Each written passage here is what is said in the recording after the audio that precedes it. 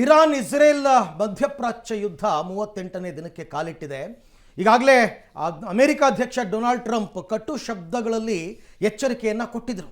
ಏನಂತ 8 ಗಂಟೆಗೆ ಅಂತ್ಯವಾಗುತ್ತೆ ಡೆಡ್ಲೈನ್ ಇವತ್ತು.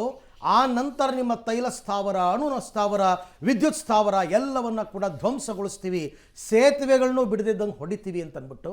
ಹಾಗಾದರೆ ಯುದ್ಧ ಇವತ್ತಿನಿಂದ ಮತ್ತೊಂದು ಮಜಲನ್ನು ಪಡ್ಕೊಳ್ಳುತ್ತಾ ಅಂತಕ್ಕಂಥ ಪ್ರಶ್ನೆ. ಯಾಕೆ ಅಂದರೆ ಇರಾನ್ ಇದ್ಯಾವುದಕ್ಕೂ ತಲೆ ಕೆಡಿಸ್ಕೊಂಡಿಲ್ಲ. ನೀವೇನು ಮಾಡ್ತೀರೋ ಮಾಡಿ, ನಾವು ಯಾವುದಕ್ಕೂ ತಲೆ ಕೆಡಿಸ್ಕೊಳ್ಳಲ್ಲ ಅಂತ ಹೇಳ್ತಾ ಇದೆ.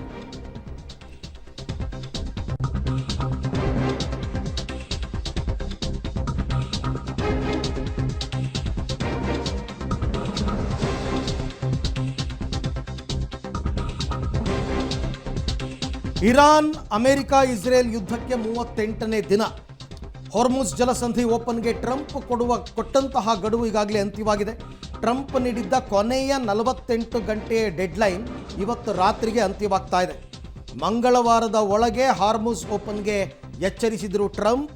ಗಡುವು ಮೀರಿದಲ್ಲಿ ಇರಾನ್ ನರಕವನ್ನು ಎದುರಿಸುತ್ತೆ ಅಂತ ಟ್ರಂಪ್ ಹೇಳಿದರು.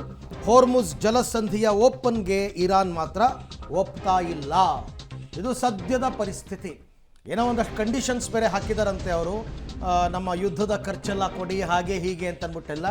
ಬಟ್ ಅದೇನು ಮಾತುಕತೆ ಅಂತ ಅಲ್ಲ, ಸುಮ್ಮನೆ ಇವರು ಎದ್ದೋಗ ಮಾತು ಬಿದ್ದೋಗ್ಲಿ ಅಂತಾರಲ್ಲ, ಆ ಥರ ಏನೋ ಒಂದು ಆಡಿದ್ದಾರೆ. ಬಟ್ ಡೊನಾಲ್ಡ್ ಟ್ರಂಪ್ ನಿನ್ನೆ ಅವರು ತಮ್ಮ ಟ್ರೂತಲ್ಲಿ ಅವ್ರು ಬರ್ಕೊಂಡಿರೋ ವರ್ಡ್ಸನ್ನು ನೋಡಿದ್ರೆ ತುಂಬ ಕೆಟ್ಟ ಪದಗಳನ್ನೆಲ್ಲ ಬಳಸಿ ಒಂದು ದೇಶದ ಅಧ್ಯಕ್ಷರು ಈ ರೀತಿನೂ ಕೂಡ ಪೋಸ್ಟ್ ಮಾಡ್ಬೋದಾ ಅಂತ ಅನ್ಸುತ್ತೆ. ಹಾಗೆಲ್ಲ ಮಾಡಿದ್ದಾರೆ.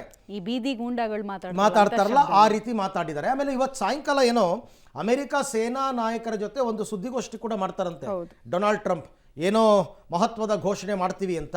ಬಟ್ ಇರಾನ್ ಇದು ಯಾವುದಕ್ಕೂ ಜಗ್ತಾ ಇಲ್ಲ, ಬಗ್ತಾ ಇಲ್ಲ. ಅವ್ರು ನೀವೇನಾರು ಮಾಡ್ಕೊಳ್ಳಿ, ಬನ್ನಿ ನಿಮಗೆ ನರಕಕ್ಕೆ ಸ್ವಾಗತ ಅಂತ ಅವರೇ ಹೇಳ್ಕೊಂಡಿದ್ದಾರೆ. ಇಲ್ಲಿ ನರಕವನ್ನು ತೋರಿಸುವವರು ಯಾರು ಅಂತಕ್ಕಂಥ ಪ್ರಶ್ನೆ. ಬೇರೆ ಬೇರೆ ದೇಶಗಳು ಯುದ್ಧದಲ್ಲಿ ಇನ್ವಾಲ್ವ್ ಆಗಿಲ್ಲ ಅಂದರೂ ಕೂಡ ಆ ದೇಶದಲ್ಲಿ ಕೆಲವು ದೇಶಗಳಲ್ಲಿ ನರಕ ಪರಿಸ್ಥಿತಿ ಇದೆ.